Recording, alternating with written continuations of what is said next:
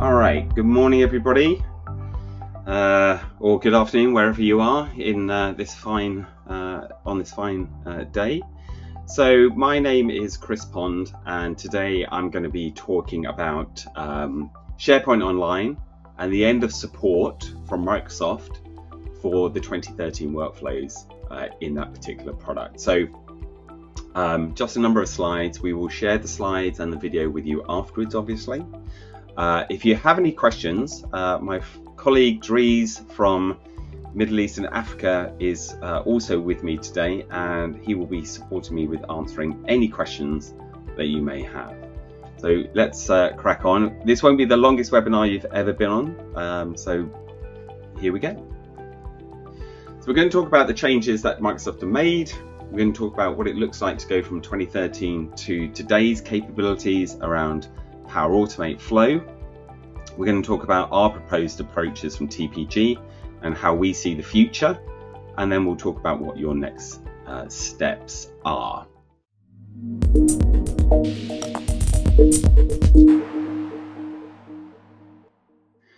So Microsoft have ended, this actually started in April 2024, but as of April 2026, it's actually the 2nd of April, you'll no longer be able to use or create or do anything with the SharePoint 2013 workflows. Very simply, it's very old tech. As you can see now, it's kind of 12 years old. Microsoft really want us and everyone to move on to the Power Platform. So that is Power Apps and Power Automate, Power BI, and other capabilities. But Power Automate gives you that more modern, scalable automation platform. It does an awful lot of things. We're not going to delve into all of that today, but if you are interested, we do have other webinars, and we'll send you a list of those. So if you're interested in things like robot process automation, whereby it can kind of follow and click what you do on the screen, then absolutely we can talk around that. So if you remember our workflows, you'll remember SharePoint Designer. I've just popped this up to remind people of how that looked. Obviously, when you look at the apps today, I mean, it's still around. You can still just about use it, but it's used in two particular ways. It was used for SharePoint workflows, so things like in lists and documents and getting those authorized. But it's also used for creating Project Online stage and phase workflows. So absolutely, it does both of those things. And both of those capabilities will be removed, as we've said, in April 2026. So what does that mean for you as an organization, and what differences and changes can you make? So that's the next bit I'm really going to just concentrate on. So within Power Automate, this is just one of the screens that you can go to. You can go to make.powerautomate.com and log in, and this is the type of screen that you will see. I've just gone to the templates to give you a flavor for the type of templates that Microsoft provide for organizations if you want to understand the power of Power Automate. You can also see on the left-hand side, this is really your central place for looking at approvals that you've got. There's also things like process mining, which is really interesting. So if you've got a process, you can map that out, and then you can see how Power Automate is supporting that particular process and how it's proceeding. And then there's the Automation Center, and obviously now, again, AI Hub. So if you've bought into the Copilot side of things, you can start to use prompts to help you write your Power Automate flows. So like I said, today we're really concentrating just on the change that's coming. But we have other webinars around Power Automate and Power Apps and Power Platform all up. So do look at those. There's a link that I will give to you at the end of today's session.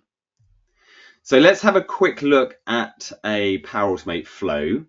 So this is kind of how it looks when you're building it, or once you've built it, right? So I want to compose an email that's going to go out to someone for authorization of a step.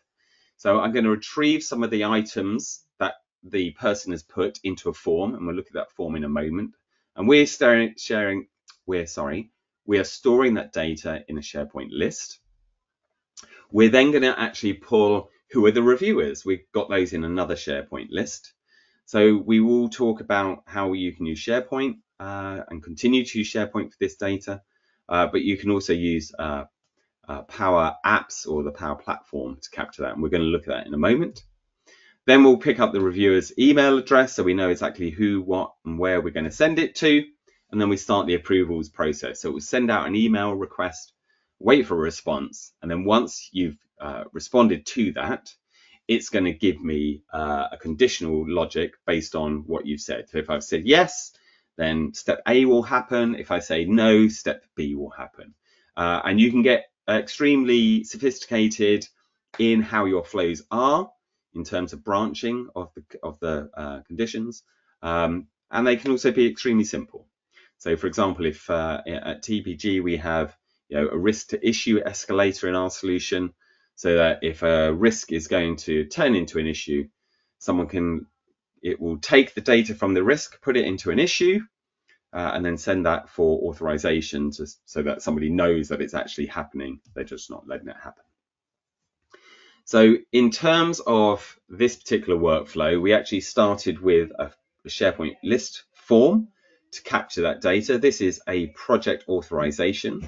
So if you're using Project Online and you use the stage and phase workflows, this is how you could replace those project details pages, and how you could use Power Automate Flow to have a similar capability to that provided by Project Online at the moment. So at the top, we can see the name.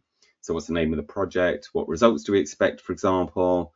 As we go to the middle at the top, we've got potential project owner. How long do we think the project's going to be? So all of that data that you might want to collect about a project, in this example, you could collect here.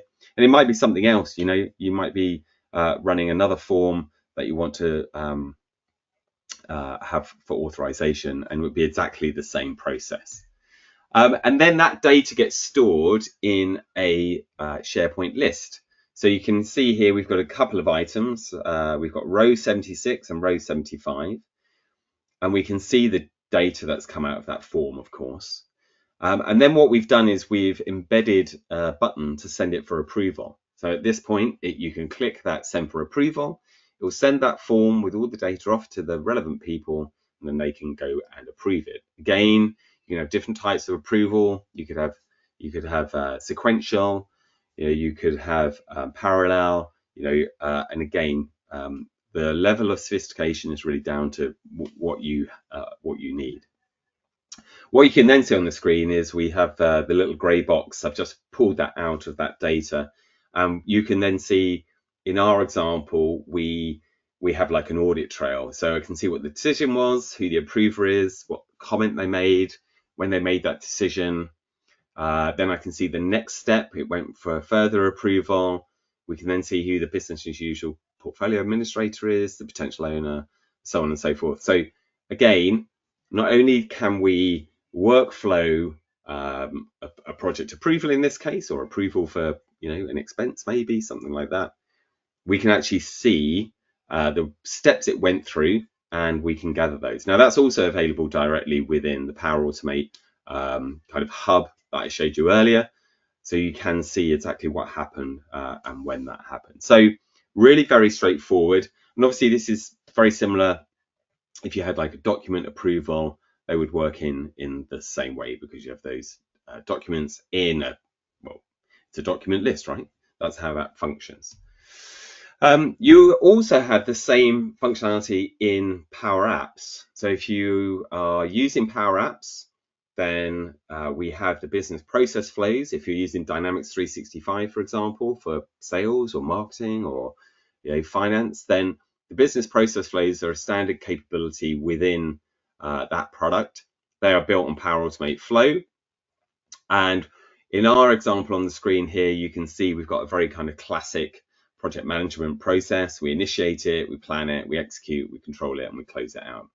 And at each of those stages, we could have different phases. We could have different states that we need to set.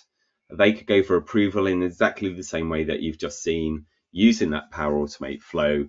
so that we can really understand and control our processes. We have great compliance. You've got really good visibility. You do have auditing built into this. Again, the level of auditing is down to you in terms of what you want. But for individuals, then they can understand exactly where they are in the process. So at TPG, we use this for our project execution. We also use it for our sales execution. So again, our sales go through a standard 20, 40, 60, 80 type process. And again, we can see at each stage we have bits of information we need to gather before it can go onto the next stage. So let's talk about some of those recommendations briefly. So if you haven't moved on from the 2013 workflows, then you need to do that. You need to start doing that for SharePoint workflows, in lists and against documents, obviously. And if you're using Project Online's project details pages plus the phase and stages, then you need to do that. Again, that's something we can help you with. I'm going to talk about that in a moment. So you can rebuild those workflows and do more. You can, if you are on the Project Online side of things, you can gradually move away from Project Web App. So there is a way for you to actually continue to use Project Online for scheduling and then move everything else out into a Power App. That would be, for us, upgrade to TPG's Project Power Pack. I'm going to do a very quick 1 minute about that in a moment. So you continue to use Project Desktop Client. You can use TPG Scheduler if you wish. But for scheduling, you do that. And then risks, issues, all of the other data around that, documents, they'd remain in SharePoint or in your Power Apps, or sorry, our Power App. And obviously the key thing here is you're then on to the next generation of workflows, next generation of project and portfolio management in the Power Platform. And that's really Microsoft's, where they are going, and they have been going for the last 5 or 6 years. I mean, Power BI has been around over 10 years now. So you can really see that they're going down that route. So this is where they go. The other key thing here is that by using the Power Platform, so Power Apps and Power Automate Flow, you'll also gain access to new capabilities that Microsoft bring as they improve the platform. So Copilot, for example, again, you might have to pay for that, but you get that ability to actually write your workflows initially using a Copilot prompt. And that can really save an enormous amount of time and help you get to the place that you want to get to. So let's talk about that next generation very briefly, give you that insight. So there's the Power Platform, which is the main core bits are Power Apps for building your own apps, Power BI that I'm sure most of you have used over the years now for visualizing your data, Power Automate for the flows and the automation of that. But again, things like robotic process automation, it'll also help you look at your processes. And then Dataverse, which is where that data is stored. There are also a number of other capabilities within the Power Platform. We have Power Pages if you want to interact more with external organizations. That's a way for you to create websites. Maybe you want to capture information that way. Copilot Studio and AI Builder will help you build your own chatbots and use other capabilities that Microsoft has. And obviously you've then got the whole Azure stack in terms of being able to access LLMs and other models directly there. And then PowerFX is really your kind of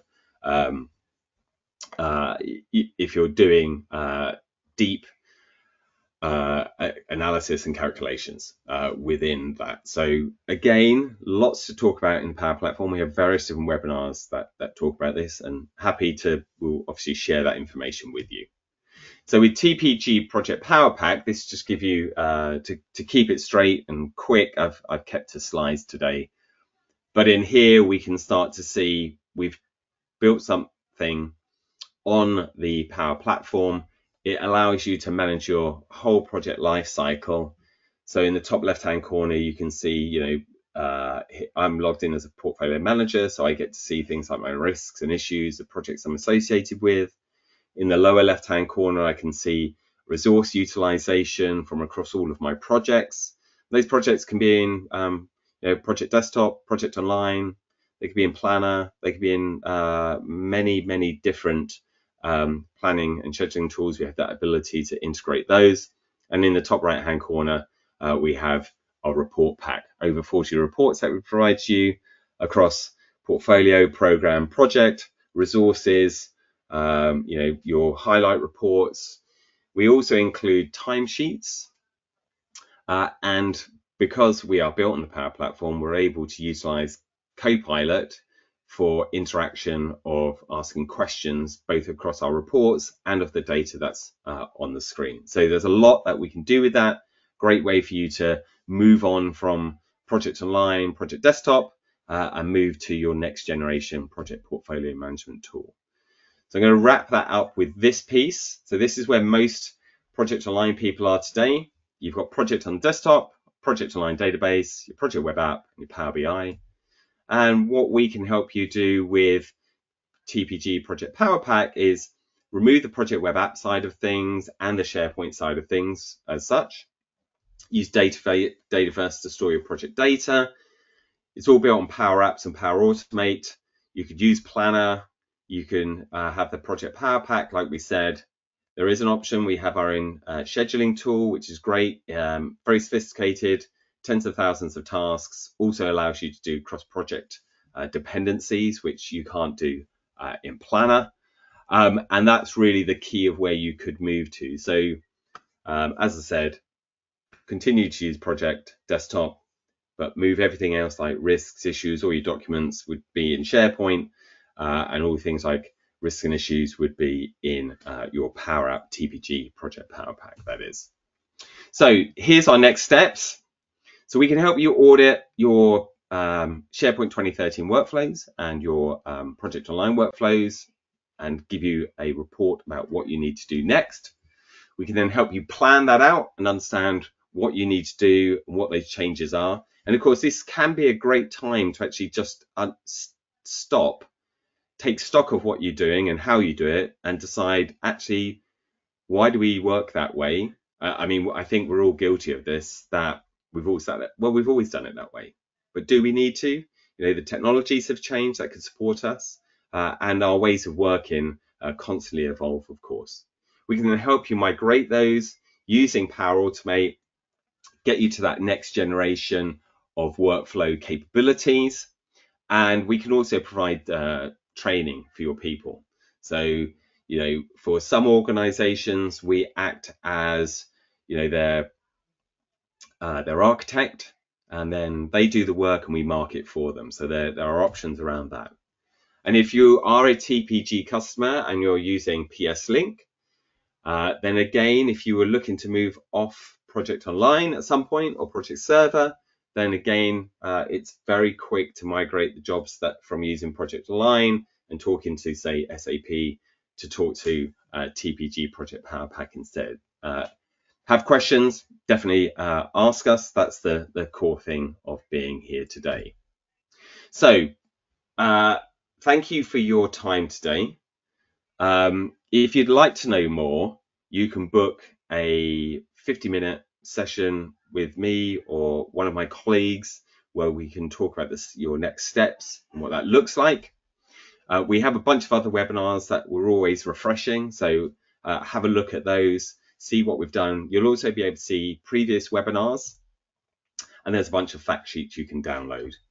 And obviously I left this one on all the time, but Project Online, I've done a support update for that. It's a 4-minute video or so.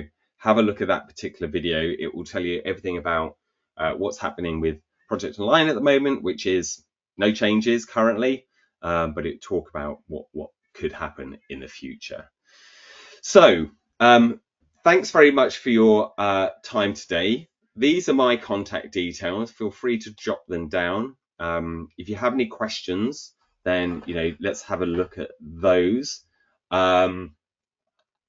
So actually, there was one particular question. I don't know if Dries answered this, but how can I control workflow stages in Power Automate that were used in SharePoint Designer where specific PDP is visible? So again, hopefully we started to show you that in Power Automate.